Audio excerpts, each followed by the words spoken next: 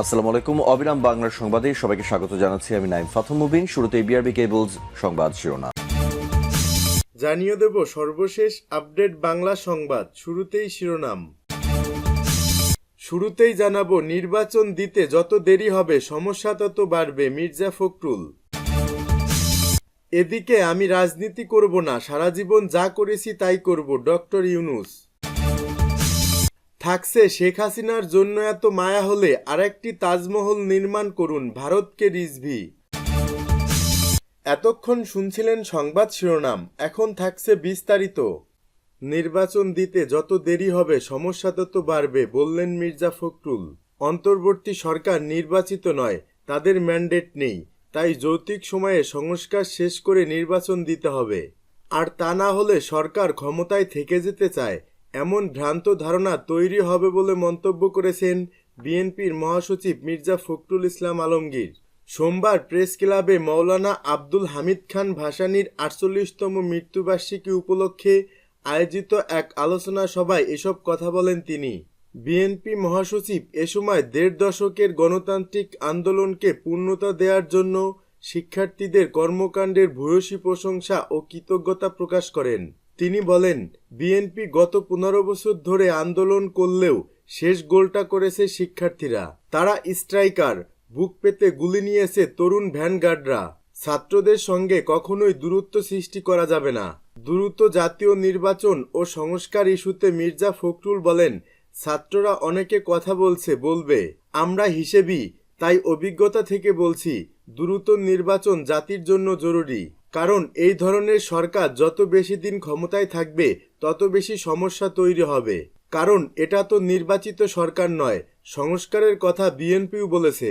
অবশ্যই সংস্কার চাই, সেটা যৌক্তিক সময়ে হতে হবে। এসব না করতে পারলে সমাজ পরিবর্তন করা যাবে না।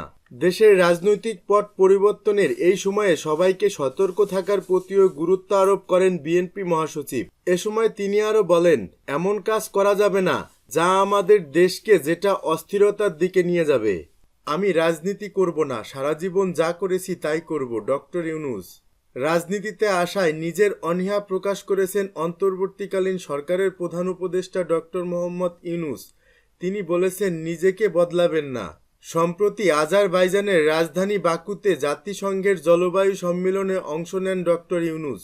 সেখানে সম্মেলনের সাইড লাইনে টক টু আল জাজিরিয়া শোতে সাক্ষাৎকারটি দেন নোবেলজয়ী এই অর্থনীতিবিদ। পরে রোববার রাতে সাক্ষাৎকারটি সম্প্রচার করা হয়। সাক্ষাৎকারে ডক্টর ইউনূসকে প্রশ্ন করা হয়, নির্বাচন করবেন কিনা। এমন প্রশ্নের জবাবে প্রধান উপদেষ্টা বলেছেন, না, আমি রাজনৈতিক ব্যক্তি নই। আমি যা করি বা করে আসছি জীবনের শেষ মুহূর্ত পর্যন্ত তাই করব। সেই কাজ থেকে নিজেকে বদলানো যাবে না। প্রধান উপদেষ্টা আরও বলেন, অন্তর্বর্তী সরকারের মেয়াদ ৪ বছরের কম হতে পারে। আমরা অন্তর্বর্তী সরকার চিরস্থায়ী নয়, নিয়মিত সরকার ৫ বছর স্থায়ী হয়। নতুন সংবিধানে ৪ বছর উল্লেখ করা হতে পারে, কারণ সম্ভবত মানুষ সরকারের মেয়াদ কম চায়। তাই অন্তর্বর্তী সরকারের মেয়াদ ৪ বছরের কম হওয়া উচিত। তবে এটি আরও কম হতে পারে। সবকিছু নির্ভর করছে জনগণের উপর। তিনি আরও বলেন, সব রাজনৈতিক দলের সাথে আলোচনার ভিত্তিতে নির্বাচন অনুষ্ঠিত হবে। যদি বলা হয় সংস্কার দরকার নেই, তাড়াতাড়ি নির্বাচনের ব্যবস্থা করতে হবে, তাহলে তাই করা হবে। আর যদি সংস্কার চায়, তাহলে সংস্কার করেই নির্বাচন অনুষ্ঠিত হবে। শেখ হাসিনার জন্য এত মায়া হলে আরেকটি তাজমহল নির্মাণ করুন, ভারতকে রিজভি। বিএনপির সিনিয়র যুগ্ম মহাসচিব রুহুল কবির রিজভি বলেছেন, শেখ হাসিনা পালিয়ে যাওয়ায় ভারত শোকাহত। তারা শেখ হাসিনার জন্য খুব কষ্ট পাচ্ছে। তারা ষড়যন্ত্র করছে তাকে আবার ক্ষমতায় বসানোর। শুধু শেখ হাসিনার জন্য তাদের মিডিয়া একটি স্বাধীন দেশ নিয়ে অপপ্রচার চালাচ্ছে। লালমনি বড়বাড়ি কলেজ মাঠে শহীদ জিয়া স্মৃতি ফুটবল টুর্নামেন্টের চতুর্থ খেলায় প্রধান অতিথির বক্তব্যে তিনি এসব কথা বলেন। রিজভি বলেন, বেগম খালেদা জিয়া জেল জুলুমকে মেনে নিয়ে দেশেই ছিলেন এবং আছেন। আর শেখ হাসিনা নেতাকর্মীদের রেখে ভারতে পালিয়ে গেছেন। এটাই হলো শেখ হাসিনা আর বেগম খালেদা জিয়ার মধ্যে পার্থক্য। তিনি বলেন, বিএনপি হচ্ছে আদর্শের দল, উৎপাদনের দল, মানুষের ক্ষুধা নিবারণের দল। আর আওয়ামী লীগ হচ্ছে লুটেরাদের দল, টাকা পাচারকারীদের দল, দুর্বৃত্তদের দল। বাংলাদেশ ব্যাংক, সোনালী ব্যাংক, বেসিক ব্যাংকের টাকা লুটপাট হয়ে গেছে, এইসব শেখ হাসিনার অবদান। প্রধান উপদেষ্টার উদ্দেশ্যে তিনি বলেন, আপনি চোখ কান খোলা রাখুন, প্রতিদিনই ভয়ঙ্কর ভয়ঙ্কর ষড়যন্ত্র হচ্ছে।